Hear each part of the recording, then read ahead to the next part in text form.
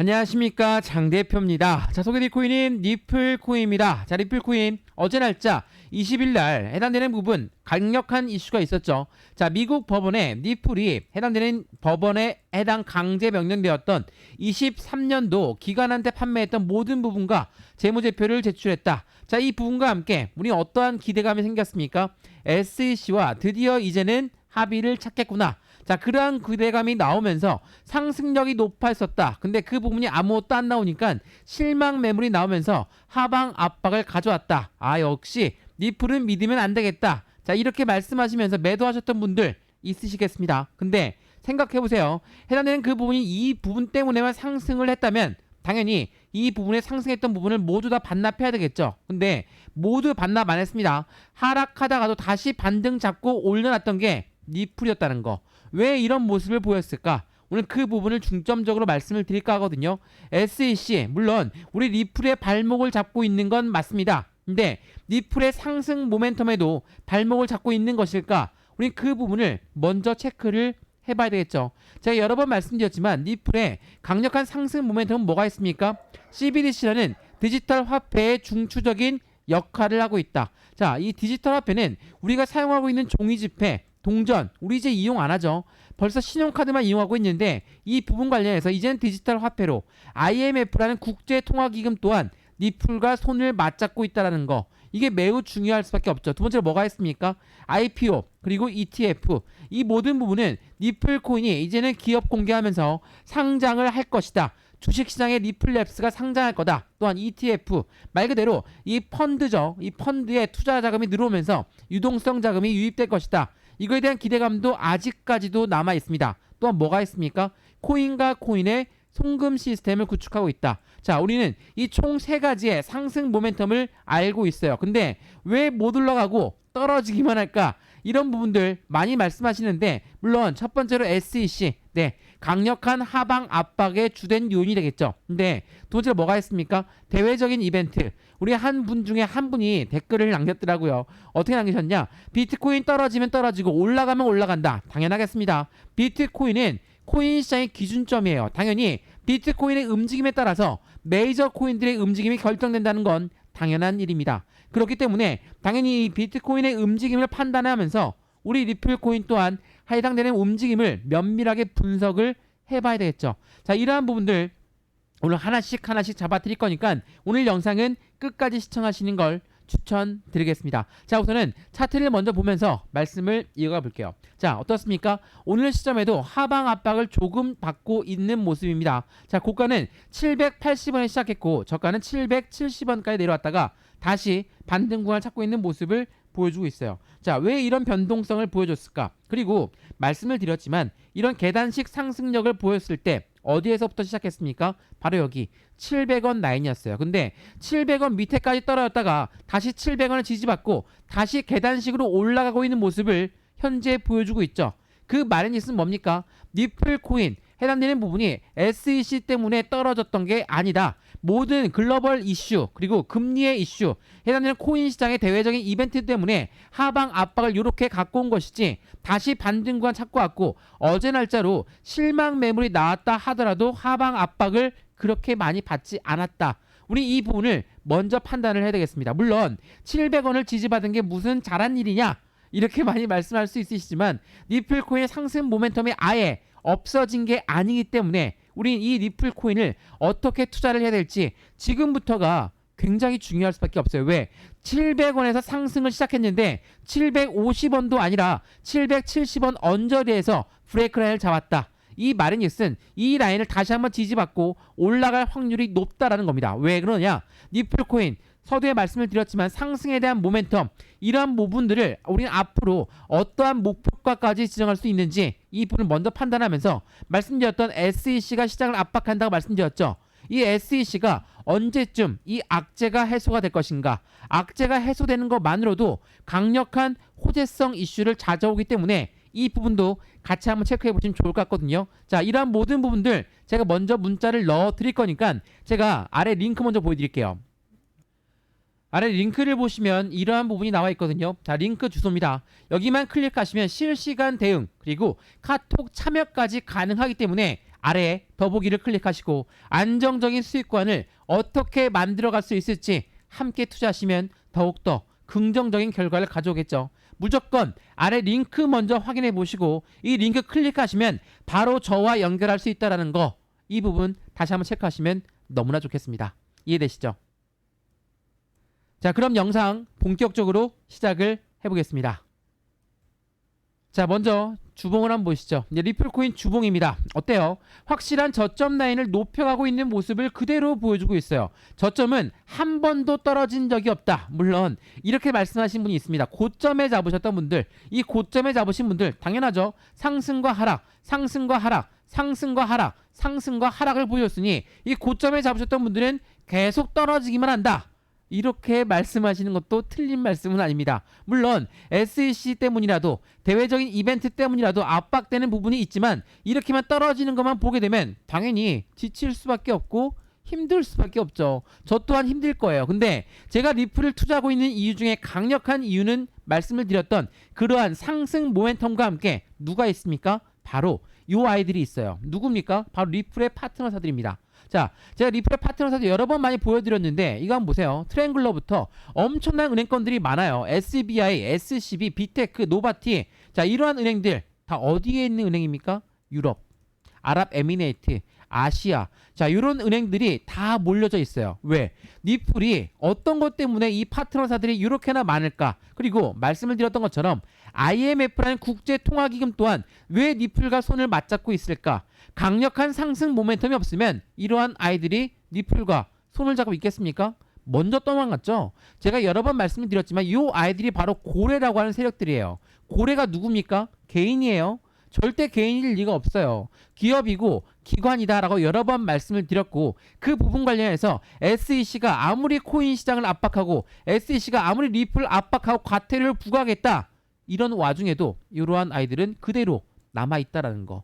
왜일까? 우리 그 부분을 먼저 체크를 해야 되겠습니다. 근데 가장 먼저 SEC 때문에 많이들 힘들어했으니까 그 부분을 먼저 체크해 드릴게요. 자, 보세요.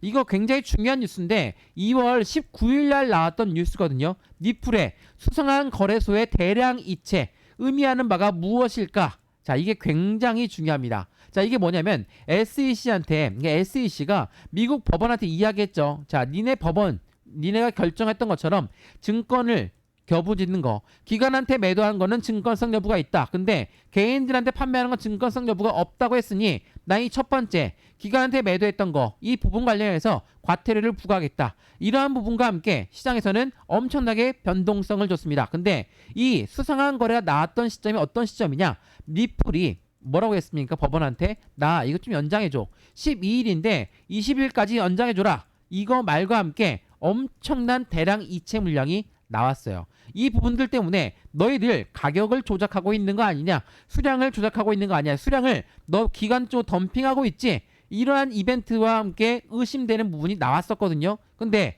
이 부분 아니라고 나왔죠. 근데 이 부분 관련해서 우리는 조금 더 다시 한번 생각해 보자면 기관들한테 물량을 넘겼다라고 했어요. 기관들한테 물량을 넘겼다면 당연하겠지만 기관이 리플을 갖고 있는 것으로 우리는 판단할 수 있죠. 그러면 이러한 기관이 누가 되겠습니까? 바로 고래가 되는 거예요. 자, 왜 이 말씀을 드리는지 차근차근 한번 생각을 해보세요. 우리가 기관입니다. 기관이 리플한테 물량을 저렴하게 받았어요. 근데 우리가 이 저렴하게 받은 물량을 그냥 바로 매도하겠습니까? 700원인데 750원인데 아무리 그냥 저렴하게 받았다 하더라도 고점에 매도하고 싶은 게 바로 고래라는 거. 이 부분을 먼저 생각해 보시면 너무나 좋을 것 같고요. 이 뉴스를 한번 보시죠. 이게 또한 중요한 뉴스거든요. 말 그대로 XRP 리플입니다. 자, 이 리플이 500%의 강세 시나리오가 나왔다고 해요. 자, 리플의 CTO는 말했던 것처럼 가격 조작 혐의는 부인을 했습니다. 자, 그렇기 때문에 해당되는 리플은 가격 조작 혐의는 없다. 아예 그렇게 볼 수는 없죠. 왜? 락업 물량이 해제가 되었다가 다시 락업되었다가 이러한 부분을 매달 초에 항상 나오기 때문에 우리 이러한 부분도 아무런 의심 없이 보는 게 아니라 한 번 더 곱씹어서 생각을 해야 된다는 거. 이 부분 제가 대신 해드리겠다는 거예요. 굉장히 중요한 부분이니까 지금부터 잘 들어보세요. 자, 전문가들은 뭐라고 했습니까? 리플 대규모의 랠리가 임박했다. 근데 2달러까지 상승할 것이다. 인생을 바꿀 기회일 것이다. 자, 이러한 부분과 함께 기대감이 엄청 높았죠. 이게 언제 나왔습니까? 2월 20일 날 나왔던 뉴스예요. 자, 한 번의 뉴스는 정말 안 좋은 뉴스. 한 번의 뉴스는 인생을 바꿀 기회다. 자, 우리는 어떤 걸 따라야 될까? 뉴스를 따라하는 게 아니라 확실한 거래량 대비 어떻게 움직임을 가져오고 있는지가 중요할 수밖에 없죠. 제가 이 부분을 그래서 뭐라고 말씀드렸습니까? 기술적 분석도 무조건 필요하고 기본적 분석도 같이 해야지 우리는 확실한 수익관을 가져갈 수 있다라는 거. 고래들 얘네들 굉장히 현명한 애들입니다. 개인들 물량은 어떻게 생각합니까? 잠재적인 매도 물량으로 생각해요. 잠재적인 매도 물량 생각하는 이 고래들은 리플의 모멘텀을 모릅니까? 우리보다 더 잘 알고 있죠. 저보다 더 잘 알아요. 이런 아이디에 투자를 하는데 우리가 어떻게 이겨야 될까요? 제가 여러 번 말씀을 드렸지만 우리가 돈을 투자합니다. 근데 시간을 같이 투자해야 돼요. 왜? 고래들은 돈도 제한이 없습니다. 시간도 제한이 없어요. 개인은요. 돈도 제한적이고 시간도 제한적이니까 급하게 올라가서 빨리 올라가는 코인 찾는 거 충분히 이해합니다. 근데 리플 코인만큼 강력한 상승 모멘텀이 있는 코인이 있습니까? 없죠. 제가 그 부분들 때문에 실시간으로 모니터링 하면서 말씀을 드리고 있다는 거.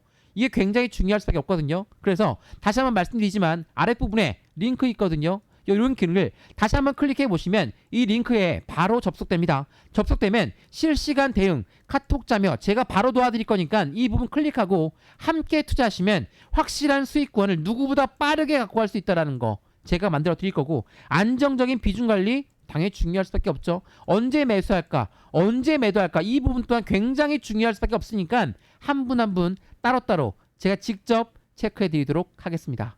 이해되시죠? 이게 굉장히 중요하니까 여러 번 강조 말씀드리는 거예요. 이해되시죠? 자, 그러면 영상 조금 더 이어가 보겠습니다. 자, 이 부분 한번 보시죠. 이 부분이 어떠한 부분을 말하냐? 자, SEC와 리플 소송이 그러면 언제 끝날까? 이게 굉장히 중요할 수밖에 없죠. 결론은 언제요? 내년까지 지연될 수 있대요. 자, 이 부분은 가장 악적인 조건을 이야기하는 건데 내년까지 이어진다? 시장은 그럼 계속 떨어질까요? 그렇지가 않아요. 지금 리플, SEC 얘네들이 대립관계가 얼마나 됐습니까? 3년 됐어요. 3년 동안 리플이 계속 떨어지기만 했습니까? 아니에요. 바닥 잡고 다시 오르고 상승하다가 떨어지고 바닥 잡고 다시 오르고 왜 이런 모습을 보였을까? 왜? 이 리플에 들어가 있는 고래들은 충분히 들어가 있기 때문이에요. SEC가 시장을 압박한다. 리플을 압박한다. 리플만 압박하는 게 아닙니다. 전체 코인 시장에 영향을 줬던 거고 이 부분이 하방 압박을 가져왔던 거기 때문에 리플 또한 같은 영향을 받았던 것이다. 자, 제가 이거 한번 보여드릴게요. 이게 중요한 부분인데 7일 동안 10% 랠리를 펼쳤다고 해요. 물론 이 10%라는 거 작은 수치입니다. 얼마 안 오른 거예요. 근데 10% 랠리를 펼쳤던 이유는 무엇일까? 0.68달러까지 상승할 전망을 가져가고 있다. 2달러까지 올라갈 것이다. 자, 엄청나게 많이 많았죠. 근데 7일 동안 왜 올랐습니까? 리플이 SEC 때문에 기대감 때문에 올랐어요. 그러면 SEC 때문에 기대감 때문에 올랐다고 하면 20일 이거 아무 맛도 안 나왔고 실망 매물 나왔으면 다 떨어졌어야 됐죠. 근데 안 떨어졌죠. 다시 700원까지 떨어졌습니까? 아니에요. 770원 지지받고 다시 올라가고 있는 모습을 보이고 있는 게 현재 시점이에요. 왜 이런 모습을 보일까? 그거를 생각해 봐야 되겠죠. 떨어지는 것만 생각하는 게 아니라 올라갈 때도 왜 올라가는 건지 생각해 봐야죠. 이거 한번 보세요. 이게 굉장히 중요한 부분이에요. 지금 리플이 어떤 걸 준비했습니까? 3년 동안 SEC한테 압박했다고 그랬죠. 3년 만에 미국에서 송금 라이센스를 제품을 발표할 예정이에요. 3년 만에. 이게 의미하는 바가 어떤 걸 의미하겠습니까? SEC한테 더 이상 압박을 안 받을 가능성이 높다라는 거. 이게 굉장히 중요해요. 왜 그럴까? 우리가 2024년도 앞에 두고 1월달 전부터 뭐라고 했습니까? 비트코인 ETF가 나오면 시장 엄청나게 상승할 거야. 근데 1월달 어때요? 나오자마자 하락했죠. 왜 하락했을까? 그리고 다시 올랐어요. 5천만 원. 그러니까 6천만 원에서 5천만 원 떨어졌다가 다시 6천, 7,100만 원까지 올라갔던 게 비트코인이에요. 왜? 1월 달에 안 올라가고 2월 달에 올라갔을까? 그만큼 시간 플레이를 하고 있는 게 고래라고 하는 거. 얘네들이라는 걸 다시 한번 체크해 보시면 좋을 것 같고요. 두 번째로 뭐가 있습니까? 반감기. 중요하죠. 반감기라는 건 채굴량이 줄어들니까 그에 대한 코인의 가치는 올라갈 수밖에 없죠. 또한 중요하다고 말씀드렸던 미국의 대통령 선거. 자, 미국 대선 또한 SEC가 화두에 올랐어요. 공화당 후보는 뭐라고 했습니까? SEC 축소해야 돼. SEC 권력이 너무 크다. 이러한 부분들과 함께 SEC를 압박하고 있다. 이 리플 SEC한테 정말 질까요?